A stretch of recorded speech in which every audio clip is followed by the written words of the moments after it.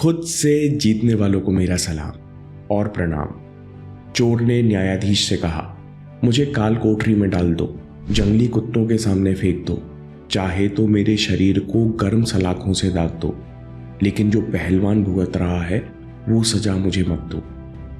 एक रात चोर एक घर में घुसा। घर बहुत बड़ा था, हर जगह कीमती सामान रखा था। अंदर घुसकर चोर बहुत प्रसन्न हुआ कि आज तो अच्छी कमाई हो जाएगी, अब कई दिनों तक चोरी नहीं करनी पड़ेगी।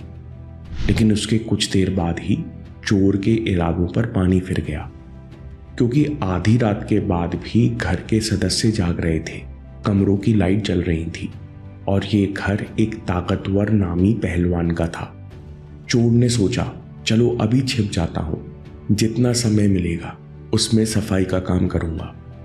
चोर सीढ़ियों के नीचे बने स्टोर रूम में छिप गया और सांस रोककर सही समय का इंतजार करने लगा। पर कुछ ऐसा हुआ कि चोर सुबह तक वहीं बैठा रह गया और चोरी भी नहीं कर पाया। सुबह के उजाले में जब वो घर से भागने की कोशिश कर रहा था, तब पहलवान ने उसे धर दबोचा। अगले दिन पुलिस ने चोर को जज के सामने पेश किया।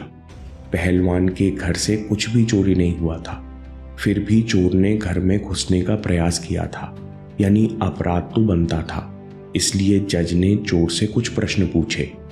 चोर ने तत्काल मान लिया कि उसने चोरी के इरादे से ही पहलवान के घर में सेंध लगाई थी, लेकिन वो कुछ चुरा न सका।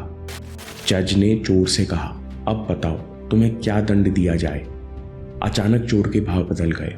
उसने रोते हुए कहा, साहिब मुझे काल कोठरी में डाल दो, जंगली कुत्तों के सामने फेंक दो, लेकिन जो सजा ये पहलवान भुगत रहा है वो सजा मुझे मत दीजिए। जज ने कहा, कौन सी सजा? चोर ने कहा, मुझे 2 पत्नियों का पति मत बनाना।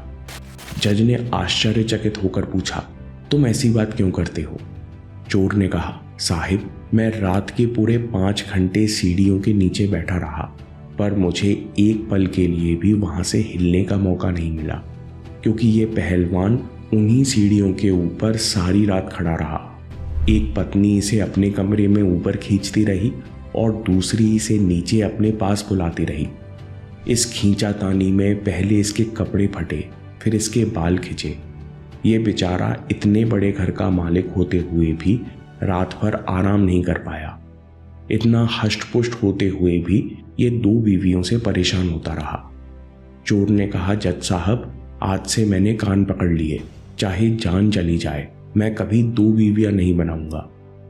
दोस्तों, इस कहानी में चोर है आपकी बुद्धि, इंटेलेक्ट, आपकी रीजनिंग पावर, जो सब कुच देखने समझने की शक्ति रखती है। पहलवान है आपका अवचेतन मन, 2 बीवियां हैं मन की विपरीत इच्छाएं। कहानी का मैसेज है, जब तक सबकॉन्शियस माइंड और आपकी इच्छाएं एक लाइन में नहीं होंगी, तब तक मन हमेशा टेंशन में रहेगा और पहलवान मन, जिसके पास असल में बहुत ताकत है, वो हमेशा कंफ्यूजन में उलझा रहेगा।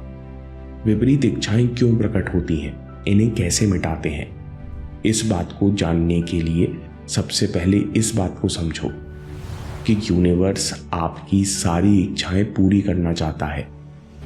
तथागत कहते हैं, हम जो भी हैं वो अपने विचारों के कारण हैं। आइंस्टाइन कहते हैं कि मुझे विश्वास है कि पूरा ब्रह्मांड हमारे विचारों का नतीजा है। यानी इस समय जो भी आपके रिजल्ट्स हैं वो आपकी छुपी हुई इच्छाओं का ही स्वरूप है। यानी आप अभी अपनी इच्छाओं को ही जी रहे हो। फिर आप कहोगे कि मैं तो बहुत कुछ करना चाहता हूँ, हर दिन कंसिस्टेंट होना चाहता हूँ, मेरी ये इच्छाएं पूरी क्यों नहीं होती? कन्फ्लिक्टिंग डिजायर्स यानी विरोधाभासी इच्छाओं के कारण। एक ओर आप बेहतर करियर बनाना चाहते हो और दूसरी ओर आप अभी मजा लेना चाहते हो, दुनिया घूमना चाहते हो। या दूसरा एग्जाम्पल, एक तरफ आप चाहते हो कि लोग आपके गहरे मित्र बने, आपको पसंद करें, वहीं दूसरी ओर आप हमेशा खुद को सही साबित करना चाहते हो। ये ऐसी 2 इच्छाएं हैं जहां एक को पूरा करने से दूसरी का नुकसान हो जाएगा। इसलिए आप हमेशा टेंशन में जियोगे और खुद से सवाल करते रहोगे कि मैं करूं तो क्या करूं। दोस्तों, इस कॉन्स्टेंट स्ट्रगल में हम खुद को लाचार कर लेते हैं। इसलिए चोर कहता है कि मुझे पहलवान जैसी हालत नहीं करनी। अब हमें किसी एक लक्ष्य पर फोकस करने के लिए हमको इच्छाओं की प्रकृति यानी उनके स्वरूप समझने होंगे। 2 तरह की इच्छाएं हैं। बेहतर करने की इच्छा। हर इंसान के अंदर खुद को बेहतर करने की इच्छा होती है, बेहतर जीवन जीने की इच्छा होती है, अपने कर्तव्य अच्छे से पूर्ण करने की इच्छा होती है। ये सारी शुभ इच्छाएं हैं, क्योंकि ये इच्छाएं इंसान से पुरुषार्थ करवाती हैं, मानसिक ऊर्जा को ऊपर उठाती हैं, इंसान अपने मन को नियंत्रित करता है। पर इन इच्छाओं के साथ दूसरी तरह की इच्छाएं भी पैदा होती हैं। प्रतिक्रिया की इच्छा, जो केवल हमें बुरा लगने से बचाना चाहती हैं, मन को बहलाना चाहती हैं। ये इच्छाएं सच्ची नहीं हैं, क्योंकि ये रिएक्शन के रूप में पैदा होती हैं। रिएक्शनरी डिजायर से मुक्ति कैसे पाएं? ये 3 बातें याद रखो। सबसे पहले दुश्मन को दुश्मन कहो। ये रिएक्शनरी डिजायर्स हमारा डिस्ट्रक्शन लेकर आती हैं। ये हमको खुशी और सुख का झूठा दिलासा देती हैं। हम जितनी बार इन्हें पूरा करते हैं उतनी बार खुद को असंतुष्ट और उत्तेजित पाते हैं। फिर हम इन इच्छाओं को दोहराते हैं और फिर भूख बढ़ती है। इस लूप में हम कीमती समय, ऊर्जा और मन की शांति खो देते हैं। यानी रिएक्शनरी डिजायर इंसान को कमजोर और मन को अनियंत्रित बनाती हैं। विरोधाभासी इच्छाओं को छोड़ने के लिए दूसरी बात याद रखो, खुद को बेचारा मत बनाओ। आप कहते हो कि मुझे पढ़ाई करने की बहुत इच्छा होती है, पूरी गंभीरता के साथ पढ़ने बैठता हूं, लेकिन फिर न जाने मुझे क्या हो जाता है, मैं इंस्टा चलाने पर मजबूर हो जाता हूं। आप ऐसे कहते हो जैसे आप बहुत बेबस और लाचार हो। असलियत में आप अभी स्ट्रगल से बचने को प्राथमिकता दे रहे हो। आप ही हो जो अभी विरोधाभासी इच्छाओं को प्रायोरिटी दे रहे हो। इसलिए पहले इच्छाओं का मूल कारण समझो। 2 इच्छाएं हैं। एक तरफ आप अपना करियर बनाना चाहते हो, मूल कारण आपको खर्चे, घर, भविष्य वगैरह की चिंता से स्वतंत्रता मिल जाए।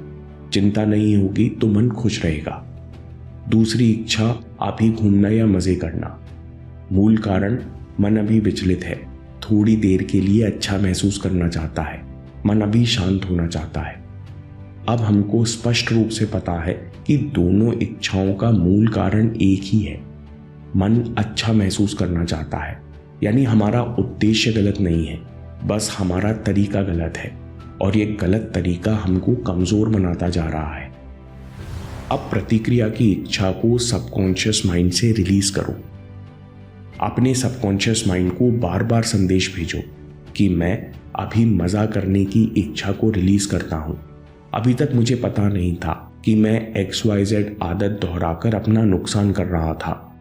अब मुझे XYZ करने की जरूरत नहीं है। स्थायी खुशी और शांति के लिए मैं सही इच्छा को पूरी करता हूं और सही आदत बनाता हूं। ऐसा करने से आपको प्रतीकात्मक इच्छाएं यानी रिएक्शनरी डिजायर्स छोड़ने में आसानी होगी। दोस्तों, कुछ बुरा होने के बाद हम सब परेशान होते हैं और मायूस होकर बैठ जाते हैं। अगली कहानी से समझिए कैसे मुश्किल समय में भी हम मस्त रह सकते हैं और सही एक्शन ले सकते हैं। ओशो की विचित्र कहानी अभी देखिए और याद रखिए, आपके समय से कोई वीडियो, कोई ऐप, कोई न्यूज़ कीमती नहीं है। मैं काम के किस्से लाता रहूंगा। हम जीतेंगे।